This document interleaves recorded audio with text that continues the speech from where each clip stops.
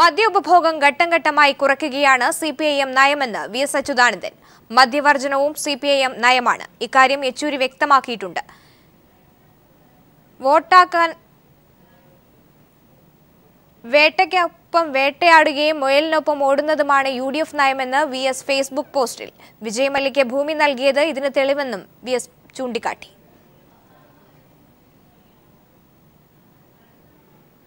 ഇടതുമുന്നണി നേതാക്കൾക്കിടയിൽ തർക്കങ്ങളില്ലെന്ന് കാനം രാജേന്ദ്രൻ. എൽ.ഡി.എഫിലെ വിവാദങ്ങൾ മാധ്യമ സൃഷ്ടിക്കുന്നതാണ്.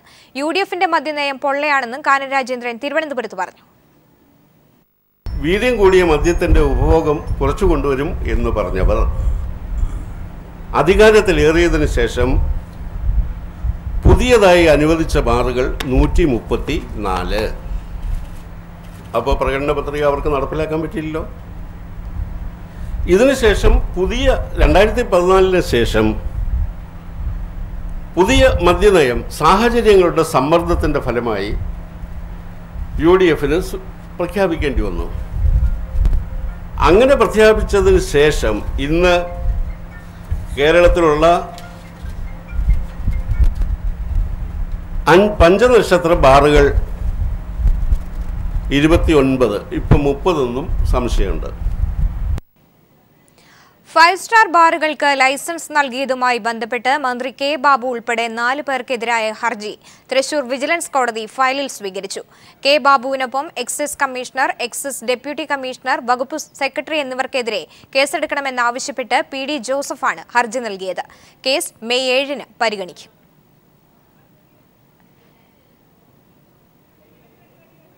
നിയമസഭാ തെരഞ്ഞെടുപ്പ് വിജ്ഞാപനം പുറപ്പെടുവിച്ചു. ഇന്നു മുതൽ ഈ മാസം 29 വരെ നാമനിർദ്ദേശ പത്രികകൾ സമർപ്പിക്കാം. രാവിലെ 11 മണി മുതൽ 3 വരെയാണ് പത്രികകൾ സ്വീകരിക്കുക. തെരഞ്ഞെടുപ്പിന് 24 ദിവസങ്ങൾ മാത്രം ബാക്കി നിൽക്കെ മുന്നണികൾ രണ്ടാം ഘട്ട തെരഞ്ഞെടുപ്പ് പ്രചരണത്തിലേക്ക് കടന്നിരിക്കുകയാണ്. വിവരങ്ങളുമായി എസ് ഷീജ ചേരുന്നുണ്ട്. ഷീജ, എന്തൊക്കെയാണ് വിവരങ്ങൾ? ടോമി, രാവിലെയോടുകൂടിയാണ് ഗവർണർ തെരഞ്ഞെടുപ്പ് വിജ്ഞാപനം പുറപ്പെടുവിച്ചത്. ഇതേ തുടർന്ന് മുഖ്യ തെരഞ്ഞെടുപ്പ് ഓഫീസർ കേന്ദ്ര തെരഞ്ഞെടുപ്പ് കമ്മീഷന്റെ വിജ്ഞാപനം പുനഃപ്രസിദ്ധീകരിക്കുകയും ചെയ്തു. ഇതേ തുടർന്നാണ് രാവിലെ 11 മണി മുതൽ സ്ഥാനാർത്ഥികൾ നാമനിർദ്ദേശ പത്രികകൾ സംസ്ഥാനത്തുടനീളമായി നൽകി തുടങ്ങിയത്. തിരുവനന്തപുരം ജില്ലയിൽ പ്രധാനമായും നാമനിർദ്ദേശ പത്രികകൾ സമർപ്പിച്ച പ്രധാന നേതാക്കൾ എന്ന് പറയുന്നത് സിപിഎം മുൻ ജില്ലാ സെക്രട്ടറി ആയിട്ടുള്ള കടകംപള്ളി സുരേന്ദ്രൻ, കഴക്കൂട്ടം മണ്ഡലത്തിൽ നിന്നും മത്സരിക്കുന്ന കടകംപള്ളി സുരേന്ദ്രൻ കഴക്കൂട്ടം ബ്ലോക്ക് ഓഫീസിലെത്തിയാണ് അസിസ്റ്റന്റ് റിട്ടേണിംഗ് ഓഫീസർക്ക് നാമനിർദ്ദേശ പത്രിക സമർപ്പിച്ചിരിക്കുന്നത്. അതോടൊപ്പം തന്നെ യു.ഡി.എഫിൽ നിന്നും സ്പീക്കർ എൻ ശക്തനും അതോടൊപ്പം തന്നെ കെ മുരളീധരനുമാണ് നാമനിർദ്ദേശ പത്രികകൾ സമർപ്പിക്കുന്നത്. കൂടാതെ ബി.ജെ.പിയിൽ നിന്നും ബി.ജെ.പി അധ്യക്ഷൻ കുമ്മനം രാജശേഖരനും മുൻ അധ്യക്ഷൻ വി മുരളീധരനും കളക്ടറേറ്റിലെത്തി നാമനിർദ്ദേശ പത്രികകൾ സമർപ്പിച്ചിട്ടുണ്ട്. വൈകിട്ട് 3 മണി വരെയാണ് നാമനിർദ്ദേശ പത്രികകൾ സമർപ്പിക്കാനുള്ള സമയം.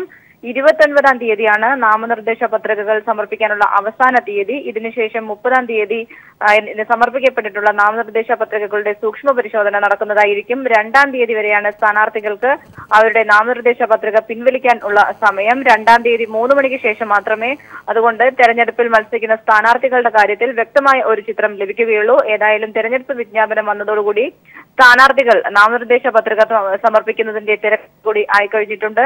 അതോടൊപ്പം തന്നെ മുന്നണികളാകട്ടെ രണ്ടാം ഘട്ട പ്രചരണത്തിലേക്കും കടന്നു കഴിഞ്ഞു. ഏതായാലും തെരഞ്ഞെടുപ്പ് രംഗം കൂടുതൽ ചൂടുപിടിക്കുകയാണ് ഈ തെരഞ്ഞെടുപ്പ് വിജ്ഞാപനം കൂടി വന്നതോടുകൂടി. എസ് ഷീജയാണ് തിരുവനന്തപുരത്ത് നിന്നും വിവരങ്ങൾ നൽകിയത്. പരവൂർ വെടിക്കെട്ട് ദുരന്തവുമായി ബന്ധപ്പെട്ട് കൊല്ലം കമ്മീഷണർ ഓഫീസിൽ ക്രൈംബ്രാഞ്ച് തെളിവെടുപ്പ് നടത്തി. ഓഫീസിൽ നിന്നും നിർണായക രേഖകൾ പിടിച്ചെടുത്തതായാണ് സൂചന. ക്രൈംബ്രാഞ്ച് കളക്ടറുടെയും കമ്മീഷണറുടെയും മൊഴിയെടുക്കും. വിവരങ്ങളുമായി രാജ്കുമാർ ചേരുന്നുണ്ട്. രാജ്കുമാർ, വിവരങ്ങൾ. ിൽ നിന്ന് ഇതിന്റെ ദൃശ്യങ്ങളും CCTV ദൃശ്യങ്ങളും അതുപോലെ തന്നെ ഈ അമ്പല കമ്മിറ്റി ഭാരവാഹികൾ നൽകിയിട്ടുള്ള ആദ്യ അപേക്ഷ മുതൽ ഏറ്റവും ഒടുവിൽ ജില്ലാ കളക്ടർ 8-ാം തീയതി ഇത് നിരോധിച്ചുകൊണ്ടുള്ള ഉത്തരവ് വരെ ഇതിനിടയിലുള്ള ആശയവിനിമയം നടത്തിയ രേഖകളും അതുപോലെ തന്നെ ഈ കമ്മീഷണർ ഓഫീസിൽ നിന്ന് മാത്രമല്ല ചാത്തന്നൂര് ഈ അസിസ്റ്റന്റ് കമ്മീഷണർ ഓഫീസ് അതുപോലെ പരവൂർ CI SI ഇവരുടെ ഈ റിപ്പോർട്ടുകളും മുഴുവനും പോലീസ് ക്രൈംബ്രാഞ്ച് അന്വേഷണ സംഘം ഇതിൽ വാങ്ങിയിട്ടുണ്ട്. ഇനി ഇതിൽ അവരുടെ പ്രധാനമായ അന്വേഷണ ചുമതല എന്നത് ഇതിൽ ദുരന്തം നടന്നത് എങ്ങനെയാണ്, ആരാണ് ഉത്തരവാദി, ഇത് അന്വേഷിക്കലാണ് അവരുടെ തീരുമാനം. അതേസമയം കളക്ടറേറ്റിൽ നിന്ന് ഈ ദൃശ്യങ്ങൾ വാങ്ങിയത് ഏതെങ്കിലും വിധത്തിൽ ഈ അന്വേഷണത്തിന് ഗുണകരമാകുമോ എന്നുള്ള കാര്യത്തിൽ പോലീസ് ഉദ്യോഗസ്ഥർ തന്നെ കൃത്യമായ ഒരു വിവരം നൽകുന്നില്ല. ആ സാഹചര്യത്തിൽ IAS IPS ഒരു പോരിന്റെ ബാക്കി മാത്രമാണ് ഇതെന്ന് നമുക്ക് പറയാനാവും. രാജ്കുമാറാണ് കൊല്ലത്ത് നിന്നും വിവരങ്ങൾ നൽകിയത്. പുറ്റിങ്ങൽ വെടിക്കെട്ട് ദുരന്തത്തിൽ ക്രൈംബ്രാഞ്ചിന് മുന്നറിയിപ്പുമായി റവന്യൂ മന്ത്രി അടൂർ പ്രകാശ് രംഗത്തെത്തി. ജില്ലാ കളക്ടർ ഷൈനമോളുടെ ഭാഗത്തു നിന്നും വീഴ്ച പറ്റിയിട്ടില്ലെന്നും കളക്ടറെ ക്രൂശിക്കാൻ അനുവദിക്കില്ലെന്നും അദ്ദേഹം പറഞ്ഞു. ക്യാമറയുടെ തകരാർ കൃത്യസമയത്ത് കെൽട്രോണിനെ അറിയിച്ചിരുന്നതായും റവന്യൂ മന്ത്രി പ്രതികരിച്ചു. ജില്ലാ കളക്ടർ 3:30 മണിക്ക് ഈ സംഭവം ഉണ്ടായി. ഏതാണ്ട് 1/2 മണിക്കൂർ അവര് കൊല്ലത്തുള്ള അവരുടെ വീട്ടിൽ നിന്നും ഓടിയെത്താനുള്ള സമയം മാത്രമേ എടുത്തുള്ളൂ. അറിഞ്ഞ ഉടൻ തന്നെ ജില്ലാ കളക്ടർ സ്ഥലത്തെത്തി വിവിധ ഡിപ്പാർട്ട്മെന്റുകളെ ഏകോപിപ്പിച്ച് അതിനുള്ള പ്രവർത്തനങ്ങൾക്ക് നേതൃത്വം കൊടുത്തു. ഏറ്റവും നല്ല സ്തുത്യർഹമായ പ്രവർത്തനം നടത്തിയ ഒരു ജില്ലാ കളക്ടറാണ് കൊല്ലം ജില്ലാ കളക്ടർ എന്ന് പറയുന്നത്. അവരെ ഒരു കാരണവശാലും എന്തെങ്കിലുമൊക്കെ ഓരോ കാരണങ്ങൾ പറഞ്ഞ് ക്രൂശിക്കുന്നത് ശരിയല്ല എന്ന അഭിപ്രായം തന്നെയാണ് റവന്യൂ വകുപ്പ് മന്ത്രി എന്നുള്ള നിലയിൽ എൻ്റെ വ്യക്തമായ അഭിപ്രായം. തിരികെ വാർത്തയിലേക്ക്. കൊടും വരൾച്ചയിൽ ചുട്ടുപൊള്ളുന്ന മഹാരാഷ്ട്രയിൽ 11 വയസ്സുകാരന് ദാരുണാന്ത്യം. വെള്ളം തേടിയലഞ്ഞ ബാലൻ കിണറ്റിൽ വീണ് മരിച്ചു. മഹാരാഷ്ട്രയിലെ ബീഡ് ജില്ലയിലാണ് കടുത്ത വേനൽ ഒരു നാടിനെയാകെ കണ്ണീരണിയിച്ചത്. കുടിക്കാൻ വെള്ളം തേടിയലഞ്ഞ് ഒടുവിൽ കിണറ്റിൽ വീണ് മരിച്ച സച്ചിൻ ഗോപിനാഥ് എന്ന 11-കാരനാണ് ഇന്നീ മേഖലയുടെ ദുരന്തമുഖം. സച്ചിന്റെ വീടിന് 1/2 കിലോമീറ്റർ അപ്പുറത്തുള്ള കിണറ്റിൽ നിന്ന് വെള്ളമെടുക്കാൻ ശ്രമിക്കുന്നതിനിടെയാണ് സച്ചിൻ കാൽവഴുതി കിണറ്റിൽ വീണത്. നിലവിളി കേട്ട് നാട്ടുകാർ ഓടിയെത്തെങ്കിലും വൈകിപ്പോയിരുന്നു. ചേതനയറ്റ സച്ചിന്റെ ശരീരം മാത്രമാണ് അവർക്ക് കിണറ്റിന്റെ പുറത്തെത്തിക്കാനായത്. മഹാരാഷ്ട്രയിൽ വേനൽ ഏറ്റവും രൂക്ഷമായ മറാത്ത്വാഡ മേഖലയിലാണ് ബീഡ് ജില്ല സ്ഥിതി ചെയ്യുന്നത്. സൂര്യതാപത്തിൽ ചുട്ടുപൊള്ളുന്ന ഇവിടെ 44 ഡിഗ്രിക്ക് മേളിലാണ് താപനില. News desk. ഫേസ്ബുക്ക് ആപ്ലിക്കേഷന്റെ വീഴ്ച കണ്ടെത്തിയ എഞ്ചിനീയറിംഗ് വിദ്യാർത്ഥിക്ക് ഫേസ്ബുക്കിന്റെ $10,000 സമ്മാനം ലഭിച്ചു. കൊല്ലം ചാത്തന്നൂർ MES എഞ്ചിനീയറിംഗ് കോളേജിലെ 6ാം semester computer science and engineering വിദ്യാർത്ഥി അരുൺ S. കുമാറാണ് സമ്മാനത്തിന് അർഹനായത്. പിണറായി വിജയൻ അരുണിനെ ആദരിച്ചു. ഫേസ്ബുക്കിന്റെ ഫുൾ അക്കൗണ്ട് ടേക്ക് ഓവർ എന്ന ബഗ്ഗാണ് അരുൺ കണ്ടുപിടിച്ചത്. ആർക്കു വേണമെങ്കിലും മറ്റുള്ളവരുടെ അക്കൗണ്ട് ഹാക്ക് ചെയ്ത് കയറാമെന്നത് ഫേസ്ബുക്കിന്റെ പ്രധാന വീഴ്ചയായി അരുൺ കണ്ടെത്തുകയായിരുന്നു. ഇതിന്റെ പ്രതിഫലമായാണ് സമ്മാനത്തുക ലഭിച്ചത്. ബഗ് കണ്ടുപിടിച്ചും ഇതിനു മുമ്പ് 5 തവണ ഫേസ്ബുക്കിൽ നിന്ന് അരുൺ സമ്മാനം നേടിയിട്ടുണ്ട്. ഫേസ്ബുക്ക് എന്ന് പറയുന്ന സോഷ്യൽ നെറ്റ്വർക്ക് എല്ലാ സാധാരണക്കാരും യൂസ് ചെയ്യുന്ന ഒരു സോഷ്യൽ നെറ്റ്വർക്കിംഗ് സൈറ്റാണ്. അപ്പോൾ അവരവരെ പോസ്റ്റുകൾ എല്ലാം ഷെയർ ചെയ്യാനാണ് സാധാരണ, അല്ലെങ്കിൽ മെസ്സേജ് അയക്കാൻ, കോൺടാക്ട് ചെയ്യാനൊക്കെയാണ് സാധാരണക്കാർ ഇത് യൂസ് ചെയ്യുന്നത്. അവരെ അക്കൗണ്ടിൽ ഹാക്ക് ചെയ്ത് അല്ലെങ്കിൽ ഒരു ഓപ്പണായി കിടക്കുക എന്നാണ് ഞാൻ പറഞ്ഞു കൊടുത്തിരിക്കുന്നത്. അവരുടെ അക്കൗണ്ടിൽ കയറി നമുക്ക് പോസ്റ്റ് ചെയ്യാം, ഡിലീറ്റ് ചെയ്യാം, കമൻറ്റ് ചെയ്യാം, മെസ്സേജ് ചെയ്യാം. അങ്ങനെ ഫേസ്ബുക്കിൻ്റെ എല്ലാ ഫങ്ഷൻസും നമുക്ക് ഒരാൾ അക്കൗണ്ടിൽ കയറി ഹാക്ക് ചെയ്തെടുത്ത് തന്നെ നമുക്ക് ചെയ്യാവുന്നതാണ്. എത്രയും പെട്ടെന്ന് തന്നെ അവർ എനിക്ക് റിപ്ലൈ തരികയും ഫിക്സ് ചെയ്യുകയും ചെയ്തിട്ടു. അത് ഏറ്റവും ഒരു സിവിയർ ആയിട്ടുള്ള ബഗ് ആയതുകൊണ്ട് മാത്രമാണ് ഇത്രയും വലിയൊരു എമൗണ്ട് എനിക്ക് അവർ റിവാർഡ് ചെയ്തത്. കൊല്ലം ഇരവിപുരം തെരഞ്ഞെടുപ്പ് പ്രചരണ യോഗത്തിൽ വെച്ച് പിണറായി വിജയൻ അരുണിനെ ആദരിച്ചു. ലോകത്തിലെ ഫേസ്ബുക്ക് സംവിധാനത്തിലുണ്ടാകുന്ന ഒരു തകരാറിലേക്ക് എത്തി. അത് പരിഹരിക്കാനുള്ള നിർദ്ദേശം അവരുടെ അടുത്ത് വെക്കുന്നു. അവർക്ക് അത് അംഗീകരിക്കേണ്ടി വരുന്നു. നമുക്ക് ആ പ്രതിഭയെ ആദരിക്കാം. ഇതുപോലുള്ള പ്രതിഭകൾക്ക് നമ്മളിവിടെ അവസരമൊരുക്കണമെന്നാണ് LDF നേരത്തെ പറഞ്ഞു വെച്ചത്. ചെർക്കര പഞ്ചായത്തിലെ UD ക്ലാർക്ക് സുരേഷ് കുമാറിന്റെയും നാഗലക്ഷ്മിയുടെയും മകനാണ് അരുൺ. നവമാധ്യമങ്ങളുടെ രാജാവെന്ന് അറിയപ്പെടുന്ന ഫേസ്ബുക്ക് ഉടമ മാർക്ക് സുഖർബർഗിന്റെ അക്കൗണ്ട് പോലും ഹാക്ക് ചെയ്യാൻ പറ്റുമെന്ന് കൊല്ലം മുണ്ടക്കൽ സ്വദേശി അരുൺ തെളിയിച്ചിരിക്കുകയാണ്. അരുണിനൊപ്പം ക്യാമറമാൻ പ്രമോദ് പന്നിയോടിനൊപ്പം കൊല്ലത്തുനിന്ന് രാജ്കുമാർ. ഒമാനിൽ കുത്തേറ്റ് മരിച്ച മലയാളി നഴ്സ് ചിക്കു റോബർട്ടിന്റെ മൃതദേഹം നാട്ടിലെത്തിക്കാൻ വൈകുമെന്ന് സൂചന. ആദ്യ പ്രസവത്തിനായി മകളെത്തുന്നതും കാത്തിരുന്ന അങ്കമാലി കറുകുറ്റിയിലെ വീട് ദുരന്തവാർത്തയറിഞ്ഞ് വിറങ്ങലിച്ച് നിൽക്കുകയാണ്. 7 മാസം മുൻപ് വിവാഹിതയായ ചിക്കു 3 മാസം ഗർഭിണിയായിരുന്നു. 4 വർഷം മുമ്പാണ് അങ്കമാലി കറുകുറ്റി സ്വദേശിനി ചിക്കു റോബർട്ട് നഴ്സായി ഒമാനിലെ സലാലയിലെ ആശുപത്രിയിലെത്തുന്നത്. അവിടെ വെച്ചാണ് സഹപ്രവർത്തകൻ കൂടിയായ ലെൻസനെ ചിക്കു പരിചയപ്പെടുന്നത്. കഴിഞ്ഞ ഒക്ടോബറിൽ ഇവരുടെ വിവാഹം കഴിയുകയും ഒരാഴ്ച പിന്നിടും മുമ്പേ ഒമാനിലേക്ക് ഇരുവരും തിരിച്ചു പോവുകയും ചെയ്തു. ബുധനാഴ്ച രാത്രി 10 മണിയോടെയാണ് താമസിക്കുന്ന ഫ്ളാറ്റിൽ വെച്ച് ചിക്കുവിന് കുത്തേൽക്കുന്നത്. ഈ സമയം ലിൻസൺ ആശുപത്രിയിൽ ഡ്യൂട്ടിയിലായിരുന്നു. ജോലിക്ക് ചിക്കു എത്താത്തതിനെ തുടർന്ന് ഫ്ളാറ്റിൽ അന്വേഷിച്ചു ചെന്നപ്പോഴാണ് കുത്തേറ്റ് കിടക്കുന്നത് കാണുന്നത്. ആശുപത്രിയിലേക്ക് എത്തിക്കുമ്പോഴേക്കും ചിക്കു മരിച്ചിരുന്നു. കറുകുറ്റി അസീസി നഗർ തെക്കേൽ ഐരൂക്കാരൻ റോബർട്ട് സാബി ദമ്പതികളുടെ മകളാണ് മരിച്ച ചിക്കു റോബർട്ട്. 3 മാസം ഗർഭിണിയായിരുന്ന ചിക്കു ആദ്യ പ്രസവത്തിനായി സെപ്റ്റംബറിൽ നാട്ടിലെത്തുന്നതും കാത്തിരുന്ന മാതാപിതാക്കൾ മകളുടെ വേർപാടിന്റെ ഞെട്ടൽ നിന്ന് ഇനിയും മോചിതരായിട്ടില്ല. കറുകുറ്റിയിലെ വീട്ടിൽ ദുഃഖം തളം കെട്ടി കിടക്കുകയാണ്. സുൽത്താൻ ഖാബൂസ് ആശുപത്രിയിലുള്ള ചിക്കുവിന്റെ മൃതദേഹം നാട്ടിലെത്താൻ വൈകുമെന്നാണ് ലഭിക്കുന്ന സൂചനകൾ. 3 ദിവസം വൈകാനുള്ള സാധ്യതയാണെന്നാണ് കേട്ടത്. അവിടെ 2 ദിവസം അവധിയാണെന്ന് പറഞ്ഞു കേട്ടു. പിന്നെ അവിടുത്തെ നടപടി കഴിഞ്ഞാൽ 4-5 ദിവസം വരെ എടുക്കാമെന്നാണ് ഇപ്പോൾ കേട്ട സൂചന. ഹോസ്പിറ്റലുകാർ വേണ്ട സഹായങ്ങളൊക്കെ ചെയ്തുകൊണ്ടിരിക്കുന്നു. അവർ എത്രയും പെട്ടെന്ന് ചെയ്തു തരുമെന്ന പ്രതീക്ഷയിൽ കുറേതിപ്പോൾ അവരുടെ വീട്ടിൽ നിന്ന് സാധനങ്ങൾ നഷ്ടപ്പെട്ടിട്ടെന്നാണ് പറഞ്ഞത്. സ്വർണവും പണവും മോഷണം പേപ്പേഴ്സ് എഴുതാനും പോയി എന്നാണ് പറഞ്ഞത്. ഫ്ളാറ്റിലെ കവർച്ചാ ശ്രമമാണ് ചിക്കുവിന്റെ മരണത്തിൽ കലാശിച്ചതെന്നാണ് പ്രാഥമിക നിഗമനം.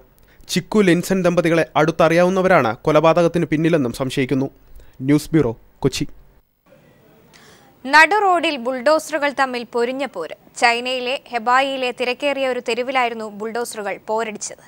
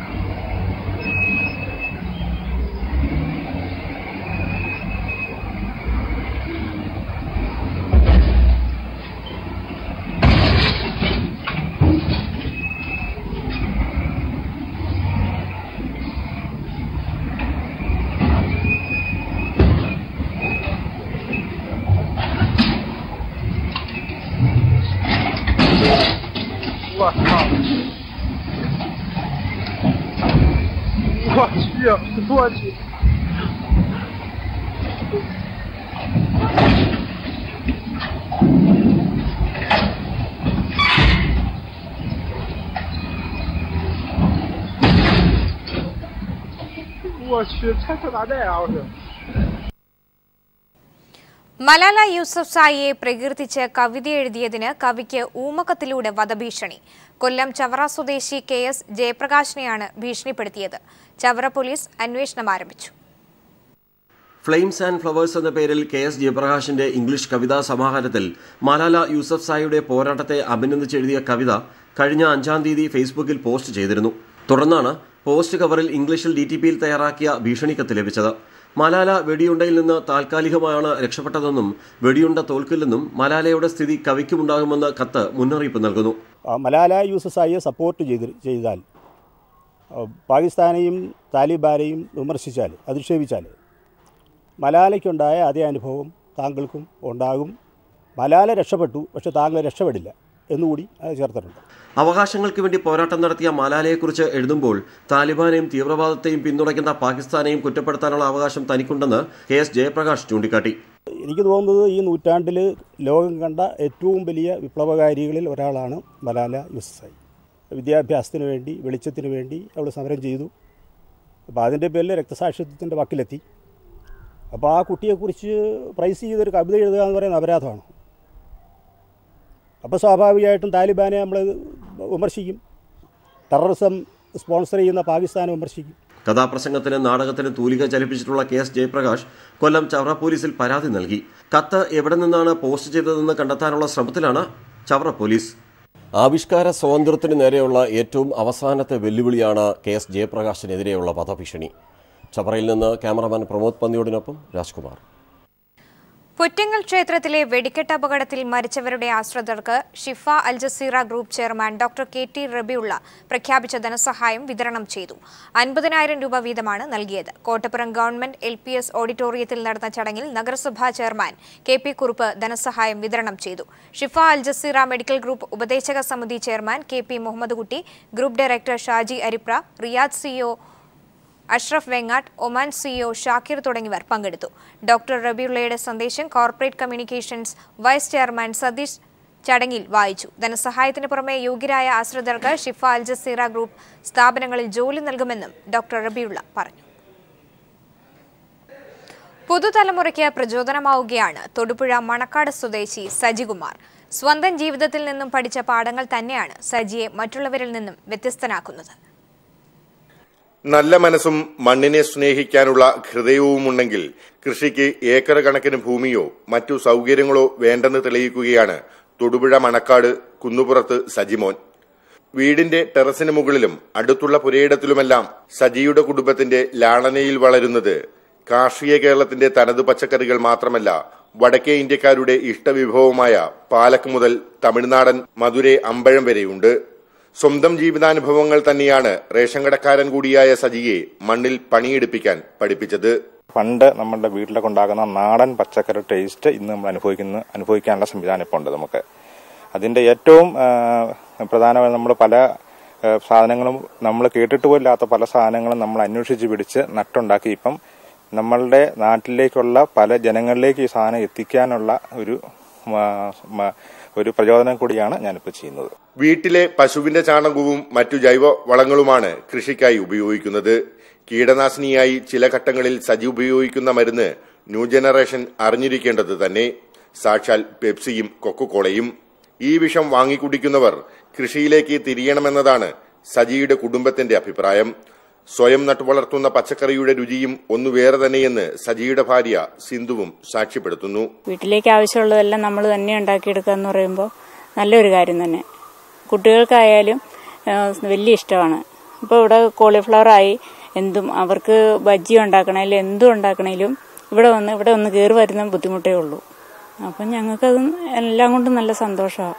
പച്ചക്കറി കൃഷിക്കൊപ്പം മീൻ വളർത്തലും പരിമിതമായ സ്ഥലത്ത് സജി നടത്തുന്നുണ്ട്. ഒപ്പം പുതുപരീക്ഷണങ്ങളും. അത്തരത്തിലുള്ള ഒരു പരീക്ഷണമാണ് ഈ ചാക്കുകളിൽ മണ്ണ് നിറച്ചുള്ള മരച്ചീനി കൃഷി. മറ്റുള്ളവർക്ക് പ്രചോദനമായി വൈവിധ്യങ്ങൾ തേടിയുള്ള സജിയുടെ യാത്ര തുടർന്നുകൊണ്ടേയിരിക്കും. News bureau, Idukki.